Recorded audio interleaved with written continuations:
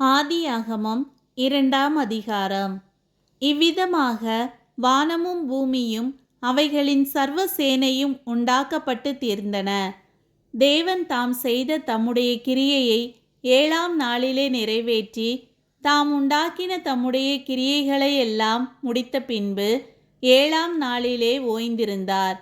தேவன் தாம் சிருஷ்டித்து உண்டு பண்ணின தம்முடைய கிரியைகளை எல்லாம் முடித்த பின்பு அதிலே ஓய்ந்திருந்தபடியால் தேவன் 7ஆம் நாளை ஆசீர்வதித்து அதை பரிசுத்தமாக்கினார். தேவனாகிய கர்த்தர் பூமியையும் வானத்தையும் உண்டாக்கின நாளிலே வானமும் பூமியும் சிருஷ்டிக்கப்பட்ட வரலாறு இவைகளே. நிலத்தினுடைய சகலவித செடிகளும் பூமியின் மேல் இன்னும் உண்டாகவில்லை. நிலத்தினுடைய சகலவித பூண்டுகளும் இன்னும் முளைக்கவில்லை. ஏனெனில் தேவனாகிய கர்த்தர் பூமியின் மேல் இன்னும் மழையை பெய்ய பண்ணவில்லை. நிலத்தை பண்படுத்த மனுஷனும் இருந்ததில்லை. அப்பொழுது மூடுபனி பூமியிலிருந்து எழும்பி பூமியை எல்லாம் நனைத்தது. தேவனாகிய கர்த்தர் மனுஷனை பூமியின் மண்ணினாலே உருவாக்கி ஜீவ சுவாசத்தை அவன் நாசியிலே ஊதினார். மனுஷன் ஜீவாத்துமாவானான்.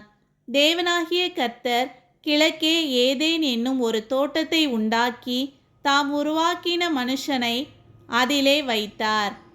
தேவனாகிய கர்த்தர் பார்வைக்கு அழகும் புசிப்புக்கு நலமுமான சகலவித விருட்சங்களையும் தோட்டத்தின் நடுவிலே ஜீவ விருட்சத்தையும் நன்மை தீமை அறியத்தக்க விருட்சத்தையும் பூமியிலிருந்து முளைக்க பண்ணினார். தோட்டத்துக்கு தண்ணீர் பாயும்படி ஏதேனிலிருந்து ஒரு நதி ஓடி அங்கே இருந்து பிரிந்து 4 பெரிய ஆறுகளாயிற்று. முதலாம் ஆற்றுக்கு பைசோன் என்று பேர். அது ஆவிலா தேசம் முழுவதையும் சுற்றி ஓடும். அவ்விடத்திலே பொன் விளையும். அந்த தேசத்தின் பொன் நல்லது.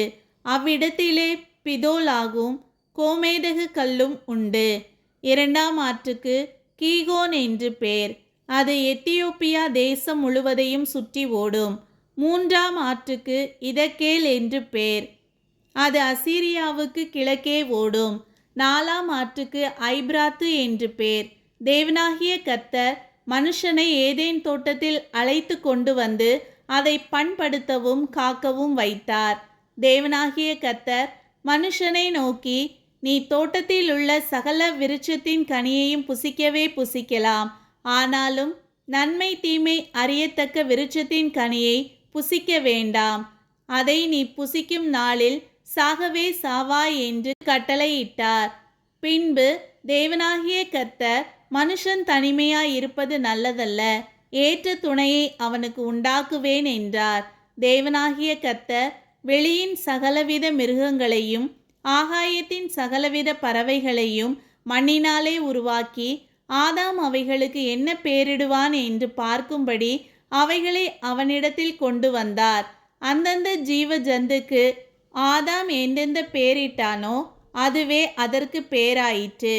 அப்படியே ஆதாம் சகலவித நாட்டு மிருகங்களுக்கும் ஆகாயத்து பறவைகளுக்கும் சகலவித காட்டு மிருகங்களுக்கும் பேரிட்டான். ஆதாமுக்கோ ஏற்ற துணை இன்னும் காணப்படவில்லை. அப்பொழுது தேவனாகிய கர்த்தர் ஆதாமுக்கு அயர்ந்த நித்திரையை வரப்பண்ணினார். அவன் நித்திரை அடைந்தான். அவர் அவன் விலா எலும்புகளில் ஒன்றை எடுத்து அந்த இடத்தை சதையினால் அடைத்தார். தேவனாகிய கர்த்தர் தாம் மனுஷனில் எடுத்த விலா எலும்பை மனுஷியாக உருவாக்கி அவளை மனுஷனிடத்தில் கொண்டு வந்தார்.